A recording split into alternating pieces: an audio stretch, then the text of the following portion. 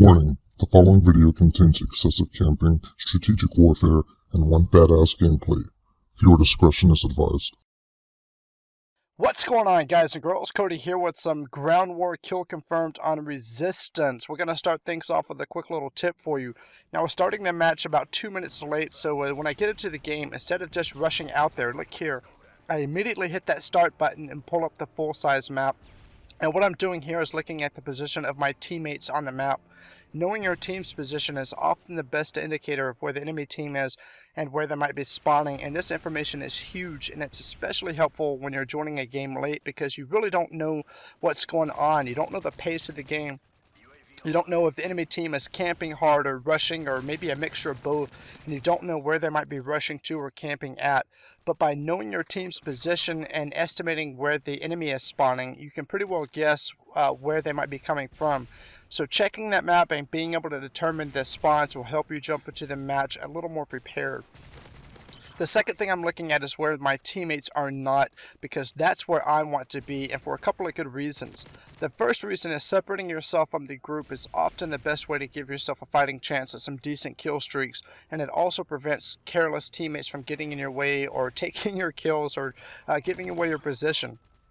The second reason is all about what Woody's gamertag calls plugging in the holes, and this means recognizing points of the map that aren't being covered and defended by your team and putting yourself on that position. The key to any game type on any Call of Duty is map control, and when there are points on your side of the map that aren't being controlled properly, this leaves holes in your defenses and makes your team very vulnerable to flanking or spawn flipping, which can be detrimental to your team's survivability. So plug in those holes and maintain map control for an almost sure victory. Now notice how I'm constantly behind some form of cover if I possibly can help it, and I cannot stress how important it is to keep yourself protected if you want to build up these high kill streaks. Your focus should always be to survive first and then kill second.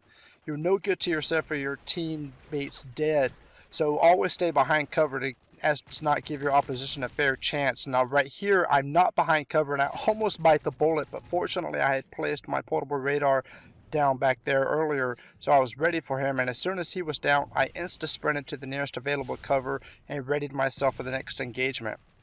The next thing you want to be aware of is your own position on the map.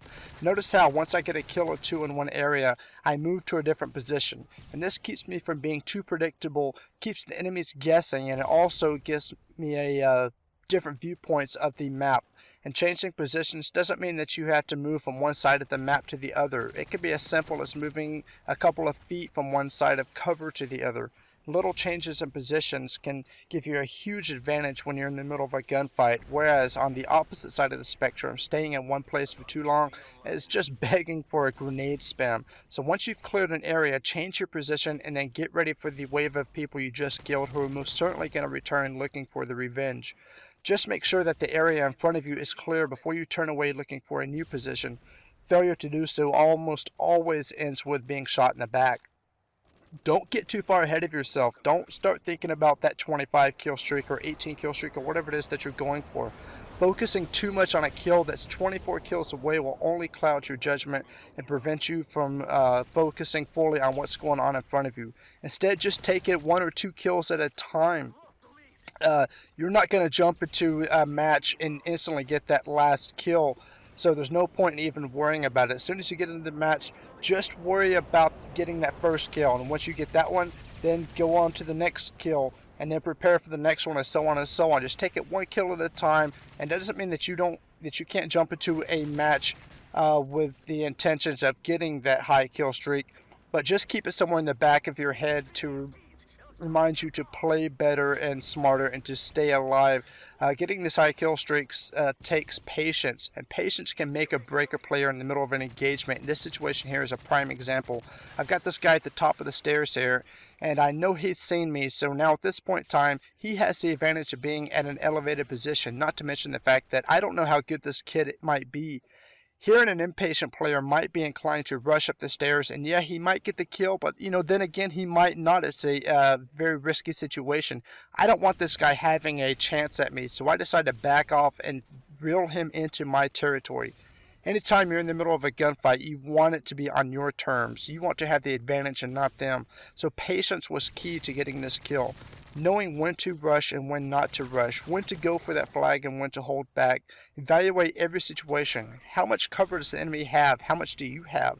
What escape routes do you have or he has? If it gets too hot in the kitchen. If the enemy turns and runs, don't just run right after him. He's probably expecting that and could be waiting to ambush you around the next corner. Instead, be patient. Stop and think about the route he took, and then consider if there might be an alternative way to his position, one that he doesn't expect, so you can flank him and get the kill. Or if there is no other alternative way, sometimes it's best just to get out of there. Either way, situations like that require you to know the maps. Map knowledge is probably the most important weapon you can have in your arsenal. And I know I say it over and over and over again, but it does bear repeating. Knowing the maps like the back of your hand. Know all the possible routes, all the different camping spots and sniping spots. Know where cover is available to you at any given point in the map. And know even the least or traveled or least popular routes. These routes can be especially helpful when you're trying to flank an enemy position or spawn. Now don't forget that you do have a mini-map. Use that thing to your advantage. Don't get too focused on it that it distracts you and hinders your concentration, but make a point to glance up at it every few seconds. This will keep you informed about what's going on around you, and it'll help keep you alive. A great companion to the minimap is the portable radar, which is an awesome and highly underrated piece of equipment, and you can use it to keep a third eye on a choke point or maybe a bomb site. If you want to know if somebody's around the next corner, toss that thing down, and anybody who's not running assassin on the other side of that corner will show up, and you can be better prepared and act accordingly. It's a great reconnaissance tool, and I really highly recommend it.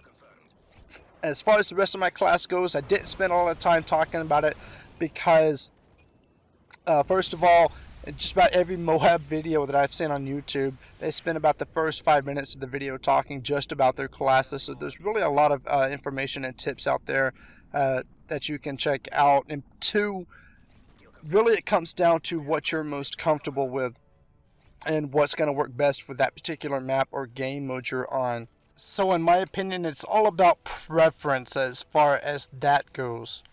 But above all, guys, remember to have fun with it. Try not to get too frustrated when you die, because it is going to happen. Just enjoy yourself and keep going at it.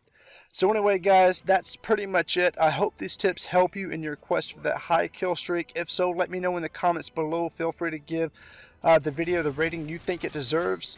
Hopefully a positive one, just saying, you know. But anyway, thanks, guys. Don't forget to subscribe for the latest from my channel. Final score in this game was 34-0. And that's it. Thanks for watching. Peace out.